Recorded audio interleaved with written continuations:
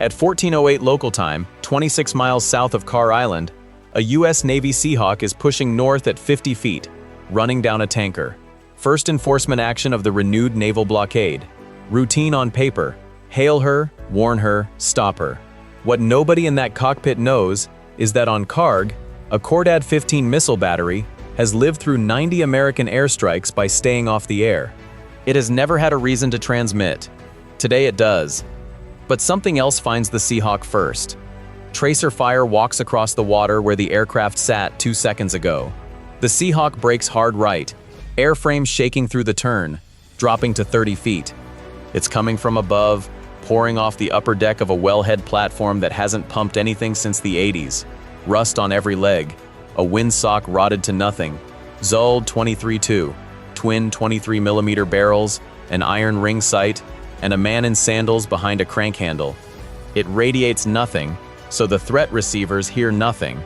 The warning suite is designed to catch electronics. This thing uses none. That gunner sat on that deck for 12 days with a thermos, waiting for something worth the ammunition. And the geometry is completely backwards from what any anti-aircraft gunner has dealt with since 1915. That gun deck is 100 feet over the water on 4 rusted legs. He isn't straining upward at a fast crossing target. He's looking down a shallow slope at a helicopter silhouetted against flat, bright water. No cover, nowhere to run. He leads the Seahawk the way he was trained, a full aircraft length out in front, and walks the burst into the space where it should have arrived. The trench that hides you from the sniper stops working the moment the sniper gets up on the roof. So climb, except that door is closed, and the reason why is ticking in their headsets every few sweeps. An Iranian search radar out of Bushehr, brushing the sky above them. Up the coast, an S-300 PMU-2 owns everything above about 100 feet, with interceptors that leave the tube at Mach 6. From launch warning, a helicopter gets roughly 45 seconds, and 45 seconds of full climb buys a Seahawk maybe 1,200 feet. That's a foot race against a bullet. The bullet is having a fine afternoon. What the missile can't do is bend. The guidance beam flies straight, while the earth curves beneath it. A machine that stays down in the wave clutter is standing behind a wall made of ocean. 50 feet is the only altitude available. On any other day, a Growler would already be overhead introducing that battery to an anti-radiation missile. Today, every jammer in the theater is 400 miles southeast, helping turn Greater Tun Bay into a wreckage pile. So the Navy's entire answer to Iranian air defense this afternoon is one helicopter flying like it stole something.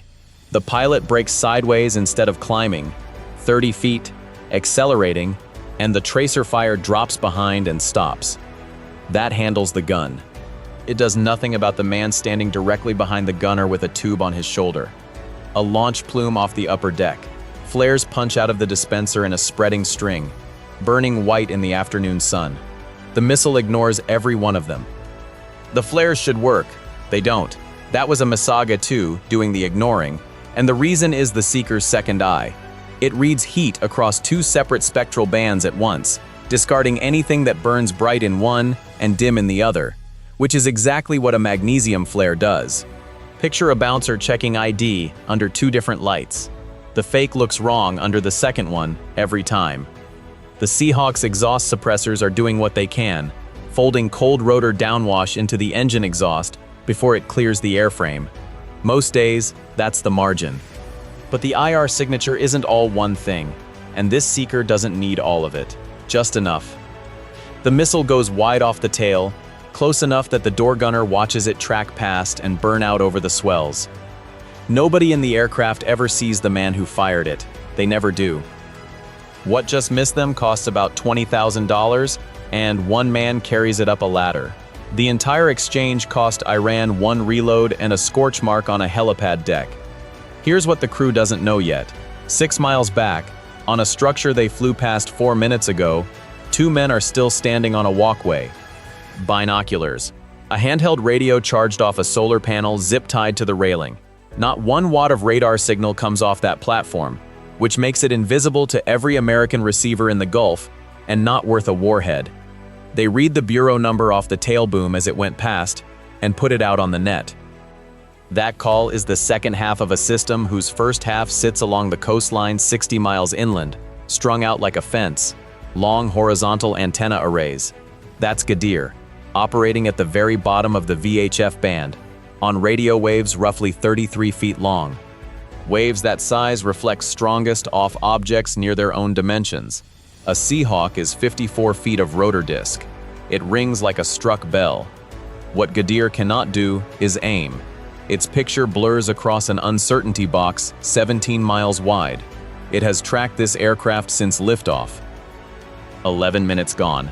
Fuel budgeted for the target, burned on a rust pile, and the tanker is still 8.5 miles from water where nobody can legally touch her. The clock this crew actually watches isn't on the instrument panel, it's painted on the sea. The distance between Belma's bow and the 12-mile line. The Seahawk crabs left, pulls a beam, and the tanker grows until it fills the windscreen. A wall of red and black steel riding high out of the water, barely moving. The wake behind her is almost flat, no white water. Just 5.5 knots against her own logged average of 10. Her engines are fine. What she's doing is timing her arrival. 12 decks up, her master isn't panicking. He's scheduling. Shadow Fleet voyages work because warships hail you, log you, and let you go. The paperwork is the punishment and the cargo still moves. He's made this run 4 times since spring. What he hasn't registered yet is that the voice on channel 16 stopped repeating itself 9 minutes ago. Her transponder says she's bound for Khor al-Zubair, a commercial port in Iraq. Every merchant ship broadcasts an automatic identification signal, and the destination field inside it gets typed by whoever feels like typing it. Her actual heading says Khor Island, and the loading jetties on its eastern shore. But one number on this ship can't be typed over, changed, or painted. An International Maritime Organization number is stamped in for life and doesn't change when the registry does. And 9289491 traces this vessel through 4 previous names and 6 different flags. Aquarius Voyager, Marin, Aquarius, Leonore, Bendigo, and now Belma, a burner phone the size of an office tower. The sim changes every voyage. All of it is paperwork. Paperwork works right up until a Navy crew chief looks through a pane of glass and reads the stamp for himself. Running an American blockade in the world's largest class of ship is like shoplifting from a warehouse store in a parade float. Sooner or later, somebody at the door checks the receipt. Channel 16, then 13, then 6. The co-pilot gets static on all 3. The bridge wings stay empty. Nobody even curious. Stopping a ship at sea runs on 4 escalating steps. Hail on alternating channels so the log proves he heard. Then rounds in the water where he can't miss them. Only after all that fails does anyone aim at the vessel itself. Same escalation a highway patrolman walks. Lights, siren, spike strips. Except this officer is a helicopter, and the vehicle being pulled over displaces 250,000 tons. At 1429, the crew chief leans into the door gun and walks a 2-second burst across the water 500 yards off her bow. A row of white geysers stands up in the sunlight where every man on that bridge has to see them. The weapon is an M3M, 50 caliber machine gun on a swing mount, effective past 1,200 yards. Each round leaves the muzzle at 900 meters per second and weighs about what a hammerhead shark weighs, which is roughly what it does to sheet steel. Her heading doesn't change 1 degree. Step 4 is a missile, and the crew is still working out where to put it when the water-off carg starts throwing wakes. 4 of them opening out of the haze, spreading wider as they come. Peykaap-III. The boats Iran builds by the dozen because it plans on losing them by the dozen. 50 feet of hull doing better than 45 knots, a light anti-ship missile on the rail, and a rocket pod forward. 8 days ago, the Americans put more than 60 of these on the bottom in a single morning, along with every coastal radar that made them useful. The coxswain running the lead hull was somewhere else that morning. He knows the odds and he's coming anyway. Rooster tail 40 feet high, holding a bearing that keeps the tanker between his hull and the helicopter. He understands the masking geometry as well as the Americans do. 1 boat is a nuisance. 4 fanning out is a math problem, and Iran wrote it. A door gun points 1 direction at a time. Every second spent working 1 boat hands the other 3 a free run on a bearing nobody's covering. From 6 miles at that speed, they own this water in 8 minutes. The gun can reach them, but getting a firing line means swinging the aircraft into the open, and the open is the problem. Because right now, the only cover on this ocean is the ship they came to stop. Belma stands 160 feet from waterline to signal mast. Draw a line from a radar antenna on carg across the top of her superstructure, and everything below that line on the far side sits inside a shadow the beam can't reach. A gap in the picture the size of a helicopter, moving at 5.5 knots. A supertanker broadside also throws a radar echo 1,000 times stronger than a helicopter's. Even a partial mask buries the Seahawk inside the ship's own return. The shadow moves north as she makes way, and the helicopter matches the track to stay inside it. Fine, right up until someone needs a firing line. On carg, a Cordad 15 battery that has survived 90 American airstrikes by never radiating for longer than a few seconds, gets a position box on a bearing and starts working the problem. They relocate between revetments every few hours and transmit in bursts too short to be useful. They haven't gotten careless yet. The truck rolls out. Stabilizers slam down. 4 canisters swing up to firing elevation. The flat panel on the truck's back is the best radar Iran manufactures. The Bashir, 90 miles of detection against a fighter. Precision tracking at 75. 6 interceptors airborne at once. No dish, nothing rotating.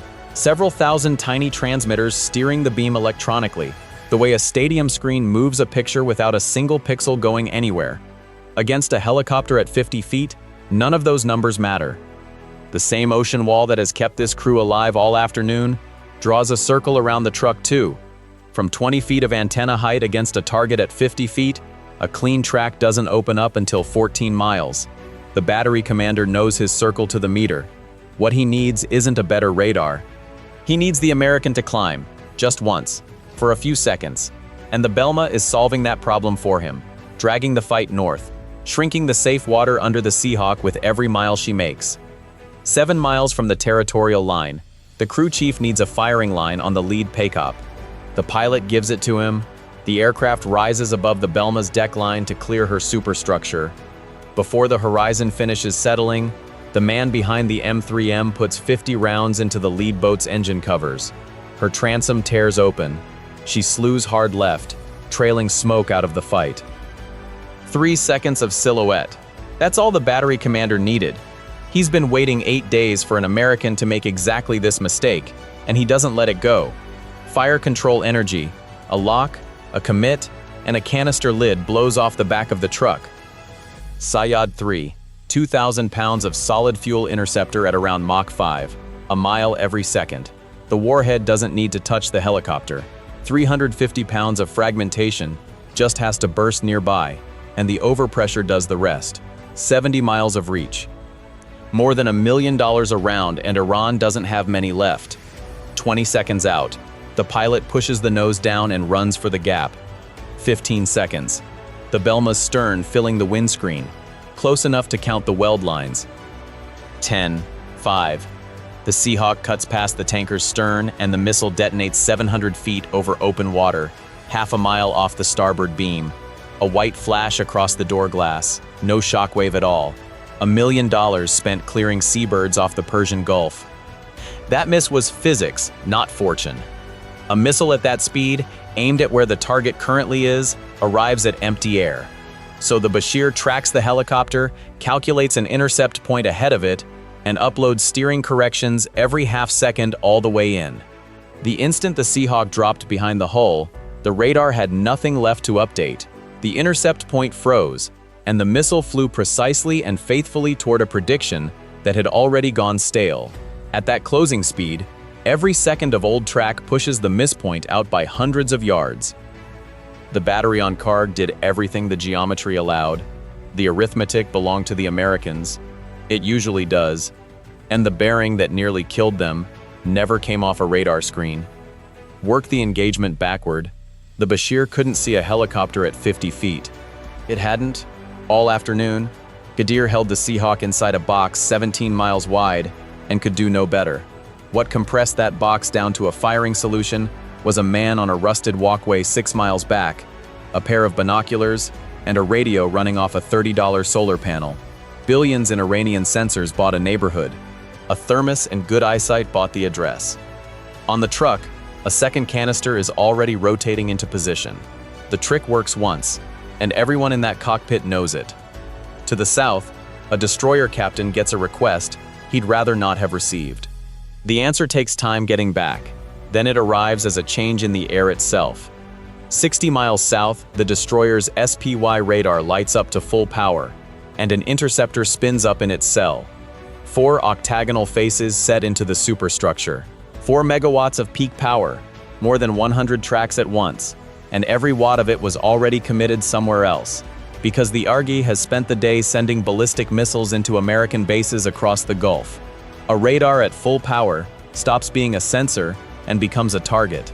And Iran's coastal cruise missile batteries need a bearing in about 4 minutes. Someone has to hold the light in a dark room full of armed men. Fortunately, this particular light has 96 missile cells on deck. 6 minutes. That's the whole loan. 1 shot, 3 boats still closing, and the fastest way to waste it is to fire before the geometry is right. The mission commander's eyes go to the band of unpainted red steel running the length of her hull at the waterline. The argument about where to put the missile ends there. Loaded, a ship of Belma's class sits about 70 feet deep. Today her cargo tanks hold nothing. She draws about 36 feet, near enough 40 feet of red plate clear of the water, and those empty tanks are pumped full of inert gas. Cooled engine exhaust, scrubbed below 5% oxygen. No crude to spill, and nothing down there with enough air to ignite. A warhead into a cargo tank punches a hole and accomplishes nothing further. This is where a strike in June rewrote the targeting protocol. The obvious aim point, the engine room, is crewed around the clock under maritime law. An engineer, an oiler, and an electrician on watch every hour at sea. After the Navy put Step 4 into a compartment like that back in June, the aim point moved permanently off the machinery space onto a 10-foot steel box, 130 feet above the waterline. The one structure aboard that stays empty, and the hardest thing aboard to hit. 5 miles from the line, the Seahawk slides out a beam of the tanker, offset upwind, and holds position. This is the part nobody can shortcut. There's no clever version of what happens next. A sensor turret under the nose swings onto the funnel and locks. From 3 miles, the missile needs about 11 seconds of flight time, and the aircraft has to hang in the open, steady, holding that mark through all of them. There's no fire and dive option. The Navy's entire plan for the next 11 seconds is to sit still and hold on. Behind them, the Bashir comes back on the air. 11 seconds to build a track. 2 Peykaps inside 2 miles. 90 seconds remaining on the destroyer's clock. Every clock in this fight is now running on the same 11 seconds. 2 aviators hold the turret steady through all of it. The first Hellfire tears off the rail. The ball and socket on that turret stays fixed while the mount absorbs every shutter in the airframe. What comes out of it is near-infrared light at 1.064 microns, pulsing 10 to 20 times per second in a coded pattern. The seeker isn't hunting a ship, a funnel, or heat. It's chasing a specific barcode painted in laser light on steel, and anything that doesn't pulse in that exact rhythm gets filtered out.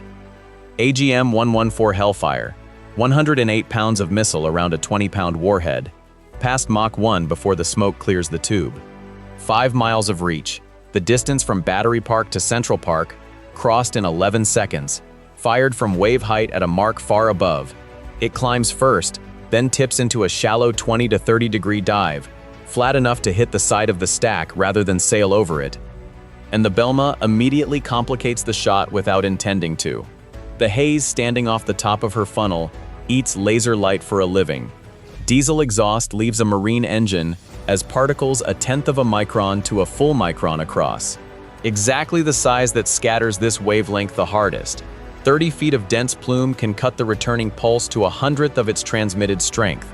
A missile that loses the pulse train flies blind, which is why the crew crossed a beam and upwind before firing. A 15-knot breeze streams the plume away to the far side of the stack, so the beam strikes the clean windward face, while the smoke vents well clear of the seeker's line of sight.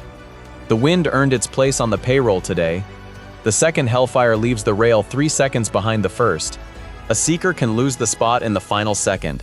A first impact throws a debris cloud that blinds the round behind it. One warhead can tear apart half a target and leave the other half still functional. Putting 2 rounds on the same steel pushes the odds of a full stop above 99%. Both missiles together cost roughly $300,000. The cargo waiting at Karg is worth around $140 million. Somewhere in a Navy budget office, an American taxpayer just bought the cheapest traffic jam in the Persian Gulf. 8 seconds. A crosswind, a 10-foot steel box, and a moving wall of ship. The lead Peykaap's surviving hull crosses inside a mile, and the crew chief swings the door gun onto it without being told. A rocket pod flashes twice off the starboard quarter. Unguided rockets, fired off a 50-foot platform doing 40 knots in a chop. The best weapon available is a prayer with a propellant charge attached.